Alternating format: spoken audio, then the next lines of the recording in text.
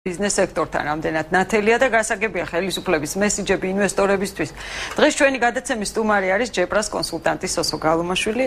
ბატონო სოსო, მოგესალმებით. პირველ რიგში დიდი მადლობა გადაცემაში მონაწილეობისთვის. სხვათაშორის მეც ვიყავი და თქვენც ესწრებოდით ბიზნესმენებთან პრემიერ-მინისტრის შეხვედრას.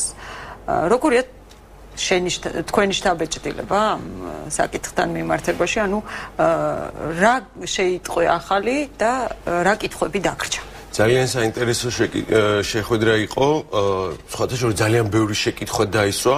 რატო იყო საინტერესო? იმიტომ რომ პირველი შეხვედრის განსხვავებით, სადაც პრემიერ-მინისტრმა მრავალჯერ თქვა ამ საკითხში ვერ ყვევი, ჯერჯერობით არ ვიცი ეს საკითხი, მინდა გითხრათ, რომ ფაქტობრივად არ დარჩენილა საკითხი, რომელზეც ეკონომიკურ გუნდს პასუხი არ გაუწია. ეს ჩემთვის ძალიან მნიშვნელოვანი იყო. ისეთი თემებიც კი, რომელიც ეხებოდა არა თქვათ დარგს მარტო, არამედ კონკრეტულ კომპანიასაც კი, იქაც კი ჩახედულები იყვნენ ეკონომიკური გუნდის წევრები და თავად პრემიერ-მინისტრი. ეს ჩემთვის ძალიან მნიშვნელოვანი იყო. მნიშვნელოვანი იყო ის, რომ ფაქტობრივად ამ შეხვედრით კარგად გამოჩნდა, რომ ბიზნესთან ურთიერთობა ხელისუფლებამ მოაწესრიგა. ბიზნესი ენდობა ხელისუფლებას და თუ ის დახმარებას ითხოვს, დაინახა იდეოლოგია ბიზნესმა. იცი რა იყო, თავიდან იყო, პირველი შეხვედრის შემდეგ ბიზნესი კვლავ არ იყო ასე ვთქვათ, ბჭყალებში რო ვთქვათ, აზზე მოსული, იმიტომ რომ ის წესები, რომელიც წინა ხელისუფლებას ჰქონდა ჩამოყალიბებული, იმ წესებს ის მიყვებოდა. რა იყო ეს წესები? რაღაცა თანხის მერე, რასაც მიაღწევდა კომპანია ბრუნვას, შემდეგ აუცილებლად სადღაც შავ სალაროში ფული უნდა წასულიყო. ახლა არის ძალიან გამჭვირვალე და ცალსახა მესიჯი და შეტყობინება ხელისუფლებიდან. არანაირი ურთიერთობა ხელისუფლებასთან, ჩინოვნიკებთან არ მოხდება.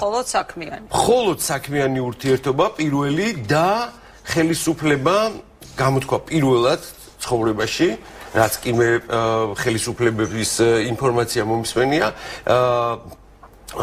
სურვილი რომ დაეხმაროს ბიზნეს არა მარტო ქვეყნის შიგნით, არამედ მის ფარგლებს გარეთ. ეს არის ძალიან მნიშვნელოვანი საკითხი და პრემიერმა მოიყვანა ამაში რას გულისხმობს? აი ძალიან საინტერესო, ანუ იქ დაისვა რამდენიმე პრობლემური საკითხი, როდესაც ჩვენი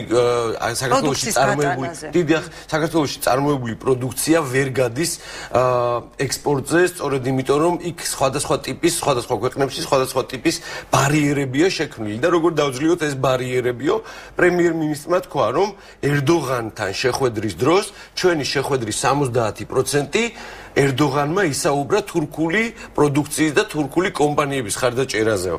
მე შემდეგზე უფრო მომზადებული შევხვდები და პირობას გაძლევთ, რომ ეკონომიკური საკითხები უფრო მნიშვნელოვნად წამოიწევს ჩვენი სამეზობლოს პრეზიდენტებთან, პირველ პირებთან შეხვედრის დროს, ვიდრე პოლიტიკურიო და ეს ძალიან მნიშვნელოვანი სიგნალია ბიზნესისთვის. რა იყო კიდევ მნიშვნელოვანი, იმიტომ რომ მე თავად ჟურნალისტები გარეთ იყვნენ და მე თლიანად თავიდან ბოლომდე დავესწარი შეხვედრას. აი რა იყო მნიშვნელოვანი? რამდენიმე საკითხი ადგილზე გადაწყდა. ანუ პრობლემა, რომელიც თქვათ შესაძლოა არ იცოდა ეკონომიკურმა გუნდმა, პირდაპირ გადაჭრის მექანიზმი მოიფიქრეს. და როგორ უნდა გადაწყობილიყო? კიდე ერთი მნიშვნელოვანი საკითხი, რომ საშემოსავლო სამსახური, ფინანსთა სამინისტრო არ არის დამსჯელი ორგანო. და მაგალითად ეს გამოჩნდა ერთ-ერთი გადამზიდავი კომპანიის წარმომადგენელმა დასვა საკითხი, რომ მას აქვს ინკასო არა და მისი მძღოლები არიან ქვეყნის ფარგლებს გარეთ და შესაძლოა თანხა რომ არ კონდეს, ისინი შიმშილით დაიღუპონ ან შიმშილის ზღვარზე იყვნენ. და რა მოხდა იცით? ძალიან ჩემთვის რაც სიმპტომატური იყო. ნოდარ ხადურმა პირდაპირ განაცხადა, რომ ინკასო მოიხსნებოდა ამ კომპანიას, რომ პრობლემა არ შექმნილიყო. აი მე ვფიქრობ, რომ სწორედ ეს არის თანამშრომლობითი მიდგომა ბიზნესთან. რა საკითხები გადაწყდა? პირველი, მარკირების საკითხი. რა ძალიან მნიშვნელოვანია და თქვენ იცით, რომ აბსოლუტურად წინა ხელისუფლების მე დავაკონკრეტოთ ტელემაყურებლისთვის საუბარია არაალკოჰოლური სასმელების აქციზით მარკირებაზე, რომელსაც როგორც კომპანიები აცხადებდნენ, საკმაოდ ცუდი ფინანსური შედეგი შეეძლო მოეტანა როგორც თავად კომპანიებისთვის, ასევე ბიუჯეტისთვის არ იქნებოდა მომგებიანი, რადგანაც თანხას აიღებდა ერთი კონკრეტული შვედური კომპანია, რომელიც დაამზადებდა აქციზურ მარკებს. და ყველაზე მნიშვნელოვანი რაც არის, ფინანსთა სამინისტრო ამას სწავლობს. აი ეს ერთი. მეორე გადაწყდა კვერცხის საკითხი. და ეს არის ძამნიშოვანი სხვათა შორის წინა ხელისუფლების დროს თურმე კვერცხი ჩათვალეს როგორც გადამუშავების პროდუქტი. წარმოიდგინეთ, სოფლის მეურნეობის ყველა პროდუქცია არიბეგრება დეგეგეთი და რჩებოდა კვერცხი. ესე იგი ჩვენთან ნაწარმოები კვერცხი უფრო ძვირიღის, ვიდრე რომ შემოიტანოს სოფიოს ნებისმიერი ქვეყნიდან. აი ესეთი რაღაც პარადოქსი იყო. ეს საკითხის გადაწყდა სოფლის მეურნეობის მინისტრთან და ფინანსთა მინისტრთან ერთად ეს საკითხი შევა პარლამენტში და კვერცხი როგორც იქნება აღიარებული იქნება, არა როგორც გადამუშავების პროდუქტი. ხა როგორც ყოფილი ჟურნალისტი, კარგად იცი რომ ჟურნალისტებს ძალიან ბევრი სიტყვა არ გვიყვარს. აი რა ვერ გადაწყდა და რა კითხვები გაგიჩნდა ისეთი, რასაც შეიძლება რაზეც უნდა გააგრძელოს მუშაობა ხელისუფლებამ. მე სხვათა შორის რამდენჯერმე გავაკრიტიკე ხელისუფლება, მთავრობა სწორედ გადაწყვეტილების ძალიან ნელი ტემპით მიღების გამო. და სხვათა შორის ეს თვითონ პირადად მინისტრებთან ასევე რამდენჯერმე დავწერე, მე ვფიქრობ, რომ ეს იცვლება, ეს კარგია, რომ იცვლება. საკრიტიკო მაშინ დავიტოვე ერთს მაინც ვიტყვი, ეხლა ძალიან მნიშვნელოვანს. ძალიან ბევრი გადაწყვეტილება იყო, რომელიც თქვა აღნიშნეს კიდევაც, რომელიც შენელებული ნაღმის როლს ასრულებს დღეს საქართველოში რა. მაგალითად 112-ის თემას მოვიყვან. აი არის აბსოლუტურად დისკრიმინაციული გადასახადი. აბსოლუტურად დისკრიმინაციული სოფლიოს არც ერთ ქვეყანაში არ არსებობს ასეთი ტიპის გადასახადი, რომ 9-1-0 რეკავ წარმოიდგინე, რომ ამისთვის ფულს იხდიდა და დისკრიმინაციულობა გარდა იმისა გამოიხატება არა იმაში, რომ ჩვენ ტელეფონის ფლობელებს გვიწევს ამის თანხის გადახდა 20 თეთრი და 50 იურიდიული. კი ბატონო, მაგრამ კიდე სად არის ის დისკრიმინაციული? ვიღაცა ლაპარაკობს 5 ლარზე ნაკლებს, ის საერთოდ არაფერს არ იხდის და ვინც 5 ლარზე მეც ლაპარაკობს, ის 20 თეთრს. სად არის აქ ლოგიკა? ხო ესეთი ის არის. ჯერ ერთი რატო უნდა გადაიხადო, მეორე რატო თუ მე ვიხდი ამ გადასახადს, თქვა თუ ორი ტელეფონი მაქვს, ერთი თუ ლაპარაკობ 50 ლარს და მეორე 3 ლარს. რა უნდა გადავიხადოვე? ესე იგი მარტო 20 თეთრი? გასაგებია. ანუ აი ლოგიკური, ანუ მე რისი თქმა მინდა რომ არსებობს რამდენიმე ესეთი შენელებული მოქმედების ნაღმი, რომელიც სადღაც ჩადებული იყო, პრობლემა არსებობდა და დღეს ხელისუფლებამ უნდა გარდა იმისა სამწუხაროდ უხდება იმ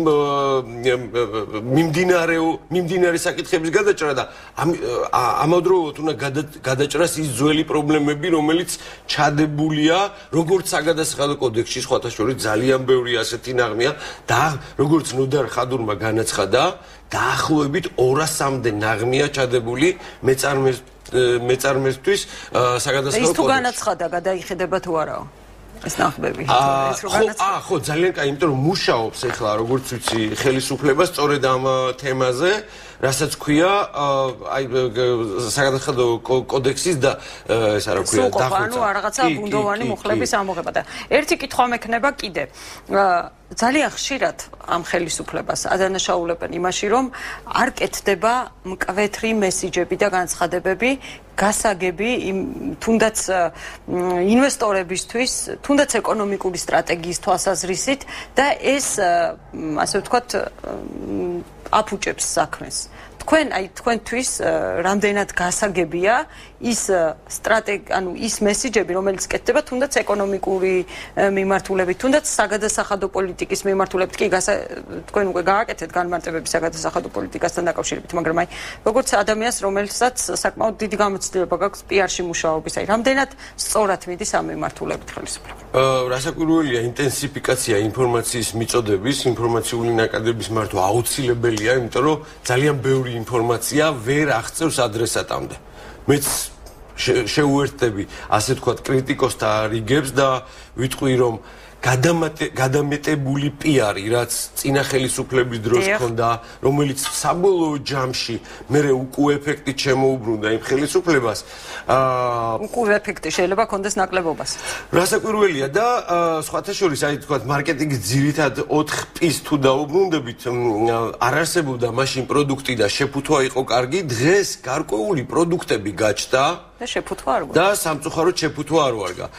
თუმცა მე ვფიქრობ, რომ შესაძლებელი ამის გამოსწორება უფრო ადვილია. ამის გამოსწორება უფრო ადვილია, უფრო მე ვფიქრობ, რომ ცალსახა ზუსტად გამიზნული მესიჯების მიტანაა საზოგადოებამდე საჭირო. აი ეს არის ყველაზე მნიშვნელოვანი.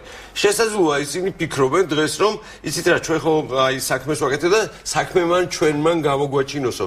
მაგრამ მეორეს მხრივ მე თუ არა ვარ სიტყვაზე სოფლის მეურნეობაში დასაქმებული, მე როგორც მოქალაქეს მინდა რომ ვიყო ინფორმირებული რა ხდება სოფლის მეურნეობაში. როდესაც 900 ტრაქტორის ქირაობ და მინდორ ველებზე გასული ტრაქტორისტები ამუშავებენ და ხუნათესვა ხდება გაზაფხული დასაწყისში, მე ეს უნდა ვიცოდე, რომ ვიცოდე როგორ გავთვალოთ ჩემი შემდეგი ცხოვრება, როგორც მოქალაქემ, რამდენი პროდუქტი გვექნება, შემოვა იმპორტ ჩაანაცვლებს თუ არა ჩვენი პროდუქცია ქართული და ასე შემდეგ.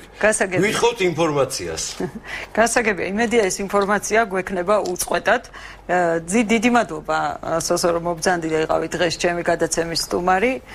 ალბათ გვექნება ჩვენ მომავალში საუბარი ამ